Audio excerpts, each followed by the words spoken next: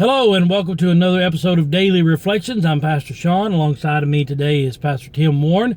We are glad to be coming to you via Facebook and YouTube. We've had a productive day today. We've been out looking around for various things. We're looking for a webcam, and we haven't been able to find one yet. We went to the golf store, couldn't find one there. We went to the sandwich shop, couldn't find one there. We went to the furniture store, couldn't find one there. We did, however, find a couple of golf clubs. We found me a nice golf hat. We found some umbrellas. We found some cotton candy for Sky.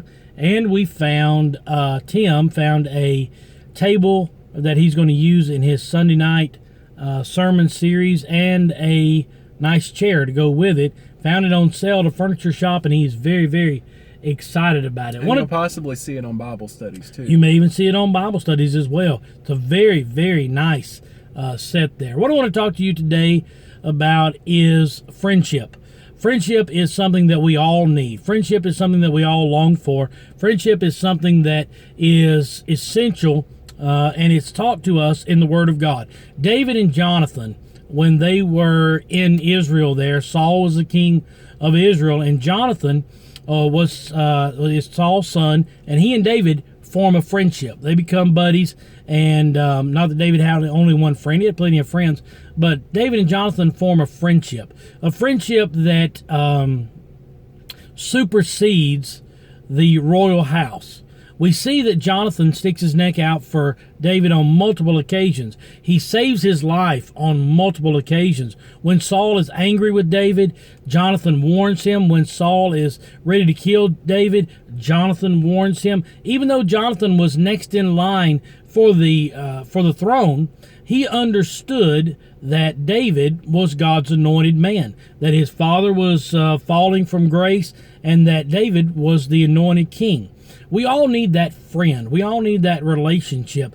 Chandler and Tim have a great relationship built on mutual love for music and worship and different things like that. Matt and Tim have a great relationship built on the same thing. Pastor Patrick and I have a great relationship built on our love for ministry and different things of that nature. But then I've got some friends who have, who have absolutely nothing ministry related to me at all. I've got a dear friend of mine. His name's Andy. He and I have been friends since 6th grade.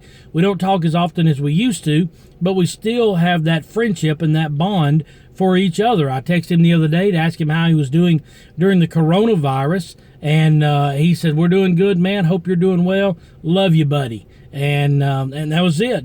That's the conversation that we have. We may not talk for another year or so, but we always have that friendship. I could call him today and we go play golf tomorrow. So we have to have friends. Tim? Well, and I think it's, I like what you said about Andy, because there are times you go through, and you don't talk to your friends every day. We talked about it.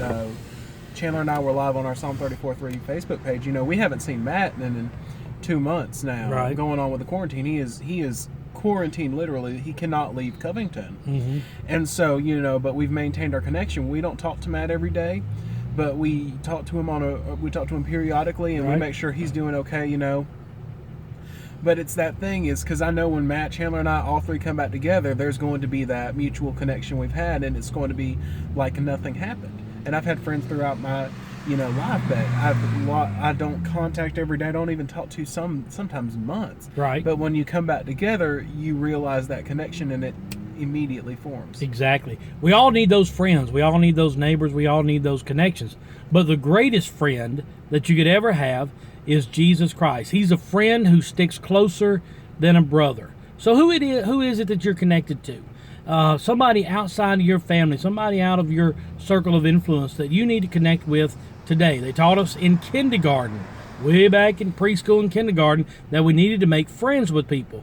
And we need to have people who are important to us and connected to us, especially during this time of quarantine where we seem like we're separated, we seem like we're far apart, we seem like we're disconnected. We still need those friends. I called my dear friend Greg Baird the other day. He's probably one of my best friends in the world, and I called him a couple of weeks ago and talked with him and had a great conversation with him. I texted him last night and we shared a few things last night together, and even during this time of quarantine, I'm staying connected with him.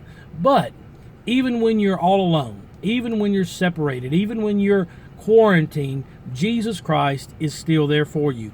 He is the friend that sticks closer than a brother. He is the one who is there regardless of what's going on. He said, I will never leave you. I will never forsake you. I will go with you even to the end of the world. Well, and I'll be discussing this on Sunday night because I'm talking about there's an indwelling presence of God within us. So that's my plug for Sunday evening at 6 p.m. We have an indwelling presence of God within us. That's good. That's good. So there you go. Find you a friend today. Call somebody that you haven't talked to in a long time. Call those people that are your friends, your colleagues, your coworkers that you see just about every day, but now you're separated from them. Call those people. Check on them. Let them know that you love them. Talk to them. Pray with them. Give them a text message with a bunch of smiling emojis. Whatever it takes to maintain that friendship. Because when it all comes down to it, you're going to need somebody to pray with you. You're going to need somebody to help you through certain times. You're going to need a friend who's going to be there right by your side. We know that Christ is with us all the time, but we still need one another. So, coming to you from the parking lot of Play It Again Sports here in Cartersville, I am Pastor Sean Belcher. Alongside me, Pastor Tim Waring, saying we love you. God bless you is my prayer.